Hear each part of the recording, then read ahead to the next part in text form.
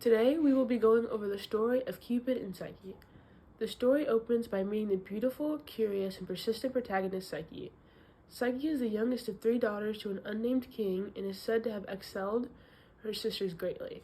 The author of this story, Apuleius, describes Psyche as the most beautiful girl in town and that she seemed more of a goddess than the mortal she really was. Men would travel just to get the opportunity to gaze at her and pay homage. Some would even say Venus, Aphrodite herself, could not equal her. Psyche, however, could not find a husband, and because of this, her father looked to Apollo for guidance.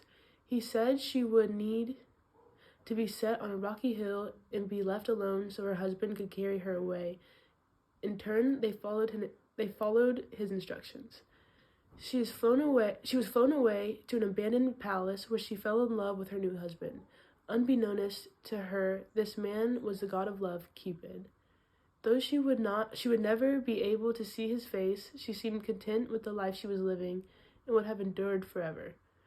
This was until she was filled with doubt and worry about who her husband really was. In the end, she gave into her curiosity and decided that when he was asleep, she would light a candle to look at his face. Expecting a vile, monstrous creature, she had found that he was indeed beautiful, and in her shock, her hands trembled enough to knock hot wax on his arm, waking him up.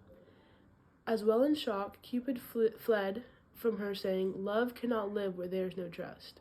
Psyche was devastated and decided to set out on a journey to find him, having no plan or clue how. While being introduced to Psyche, we also meet Venus, which is the Latin or Roman mythological name for Aphrodite, the goddess of love and beauty. In some Greek stories, Venus is described as treacherous and malicious. This would be one of them. Venus is the main antagonist in this couple's love story, in which she tries to prevent Psyche from falling in love. As we should know, Venus is very beautiful and is worshipped for this. However, in this story, the people who would pay homage to her had started to pay their attention to Psyche instead. The mortals would leave her temples neglected, her altars filled with cold ash, and desert her favorite towns, all for this girl. Because of this, Venus, filled with rage and envy, in turn requested that her son make Psyche fall in love with the horrid man as her revenge. He would have done as he was told to, if not for Venus showing him what the girl looked like. In her jealousy and rage, she had not factored what such beauty could do to the god of love himself. Throughout the story, Cupid's love for Psyche was secret and unbeknownst to Venus. This did not last long, however. When Cupid fled, he went to his mother and told her what had happened. She was understandably furious and set out on a journey of her own to show Psyche her displeasure. Once the two joined, Venus set Psyche with multiple tasks that she was meant to complete, increasing in danger after each one. Once the final task was done, Venus had gotten what she had wanted, or so she thought. The second half of the seem-to-be-doomed couple is our other protagonist, Cupid, or Eros in Greek, the god of love. Cupid is one of the most well-known gods because of his power to make people fall in love with each other, and has also become the face of many traditions or holidays. There are also many different illustrations or visuals that people have created over the years of what Cupid looks like. In this story, however, he is portrayed as a beautiful young man. He is also the son of Venus and is said to always be seen around her. It also said that he always does his mother's bidding except for in the story. Once his mother showed him the life he was to ruin, he immediately fell in love, almost as if he had shot himself with his own arrow. So instead of fulfilling his mother's wishes, he informally married Psyche and lived with her in the palace. He never shows her his face to keep the secret of their love until she decides to shine the light and reveal his face for herself. After the wax had fallen onto his arm and burned him, he escaped to his mother. She left him alone in a locked room with his pain until he healed and could fly out, determined to find his wife. He quickly found her lying just outside the palace in a deep sleep after she had opened the box of beauty she was to give to Venus for her task. He wiped the sleep from her eyes and placed it back in the box and woke her from one prick with his arrow. While Psyche returned the box, Cupid flew up to Olympus to ask Jupiter, Zeus, to let him formally marry Psyche and make her immortal, in which they lived happily in a union that couldn't be broken.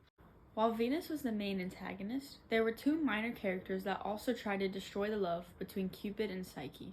Psyche's older sisters were married long before she was, and seemed content with what they had. But when they went to visit Psyche at her new home, they were bathed in the treasures and riches of the palace. They were immediately filled with bitterness and envy. Once they returned home, their hearts filled with jealousy, they devised a plan to ruin her. On their next visit, they convinced Psyche that her husband was not a man, but a fearful serpent that would surely turn on and devour her. After their departure, their words flooded Psyche's mind with doubt and dangerous curiosity, which led to the start of the supposed downfall of the couple's relationship. As we see all throughout the story is the theme/lesson that love conquers all. Even though Psyche never saw her husband's face, she fell in love and was content with the life she was to live with him. After being betrayed by Psyche, Cupid is still determined to find his wife after he is healed from a wound that she has inflicted. In the end, even with persistent attempts from Venus, the two were married and live happily together. So in the face of danger or destruction, love does conquer all. Moving on to examples of allusions in literature. Allusions are expressions designed to call something to mind without mentioning it explicitly. For example, when someone says, "that alludes to Shakespeare," they mean the phrase references to something that is in a Shakespeare piece. There are multiple allusions to Cupid and Psyche in literature and the world in general. For example, in Beauty and the Beast, Princess Adam's human form is hidden by the beastly figure, just like Cupid uses the darkness to hide his face and true self from Psyche. This was set in place to show that it is not looks that make people love, but their hearts. Another example is in Romeo and Juliet. The couple had to love in secret because their families forbade them from truly being together, much like Venus forbids Cupid from seeing Psyche after her betrayal. This ties into the theme that love wins all challenges set before you. We've explained the plot of the story through the characters' actions, but now we will divide it up into the exposition, rising action, climax, falling action, and finally the resolution. In the exposition, we meet our characters, learn their names, find the setting, and at times the date or time period. In this story, we first meet Psyche and are later introduced to Venus and Cupid. It is first set in the mortal world with Psyche and can be assumed to take place around the 2nd century AD because of when it was written. In summary, the exposition is when we meet the beautiful woman named Psyche who is envied by Venus and admired by the god of love, Cupid. Next in the plot diagram is the rising action. This is where we first see our characters meet conflicts they must overcome and leads up to the climax. In Cupid and Psyche's story, the rising action is when Psyche's mind is filled with the troubling words of her sisters about who her husband really is. This sets up a conflict and leads to her eventual action in the climax.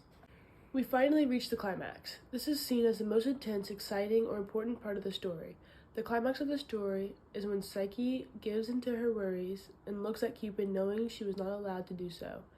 This creates a large shift in the couple's dynamics and makes the reader believe that they are not destined to be together in the end. That leads us to the falling action. The falling action is the events immediately after the climax that leads the readers to the resolution. Our falling action is Psyche setting out on a journey to find Cupid and show him how much she truly loves him. This is ultimately disrupted by Venus, however. Psyche believes that she is doing these pointless tasks so that she may one day be able to see him again. After all this occurred, we finally reached resolution. The resolution is the end of the story where all conflicts come to an end and problems are solved. In our resolution, we see Cupid rescue Psyche from sleep and his mother and fly to Olympus, where he and his love are formally married and live in peace. These are some pictures showing our visuals.